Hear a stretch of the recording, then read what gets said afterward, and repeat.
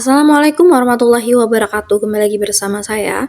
Di video kali ini kita akan membahas tentang regulasi P3K paruh waktu untuk honorer khususnya R2 dan R3 pada tahun 2025. Oke teman-teman sekalian, bagi teman-teman yang R2 dan R3 ya, ini merupakan regulasi terbaru ya teman-teman. Jakarta Menteri Pan-RB Rini Widiantini telah mengumumkan kebijakan pengangkatan tenaga honorer menjadi P3K paruh waktu. Kebijakan ini disampaikan melalui Surat Menteri Pan-RB nomor B-SM-01.00/2024. Simak regulasi P3K paruh waktu untuk tenaga honorer dengan kode R3 dan R2 yang tidak lolos ya pada P3K tahap 1. Dalam surat tersebut, tenaga honorer yang tidak kebagian formasi akan dialihkan menjadi P3K paruh waktu.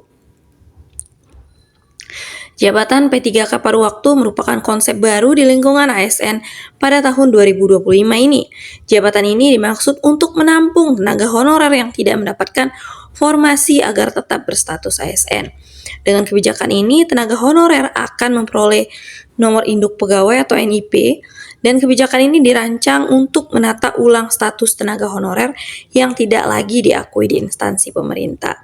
Pengangkatan P3K paruh waktu difokuskan pada tenaga honorer kategori R2 dan R3.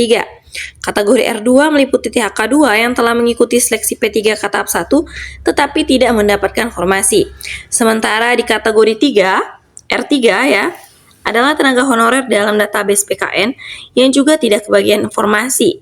Tenaga honorer yang diangkat akan tetap bekerja di instansi tempat mereka bertugas sebelumnya.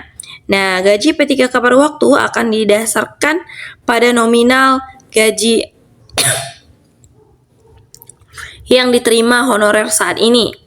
Pemerintah daerah telah diinstruksikan untuk menganggarkan gaji tenaga honorer yang diangkat paruh waktu. Meski disebut paruh waktu, tenaga honorer tetap bekerja sesuai jam kerja normal, seperti pegawai penuh waktu. Nah, istilah paruh waktu tidak merujuk pada jam kerja, melainkan sebagai nomenklatur administrasi. Dengan kebijakan ini, tenaga honorer tetap memiliki kesempatan berkarir sebagai ASN. Pemerintah berharap kebijakan ini mampu menyelesaikan permasalahan tenaga honorer di lingkungan ASN. Jadi teman-teman, bagi yang kategori R2 dan R3 yang tidak lolos pada tahap 1 ataupun tahap 2 nanti ya, teman-teman bisa berkesempatan untuk menjadi P3K paruh waktu ya. Dan P3K paruh waktu juga berkesempatan nantinya bisa mengikuti seleksi P3K penuh waktu. Jadi itu info terbaru ya dari Menteri Pan-RB ya.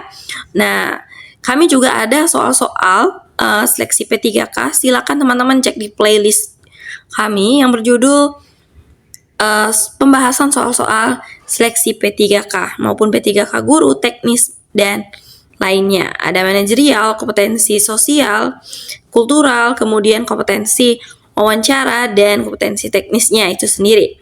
Oke, terima kasih yang telah menonton video ini. Akhir kata saya akhiri. Wassalamualaikum warahmatullahi wabarakatuh.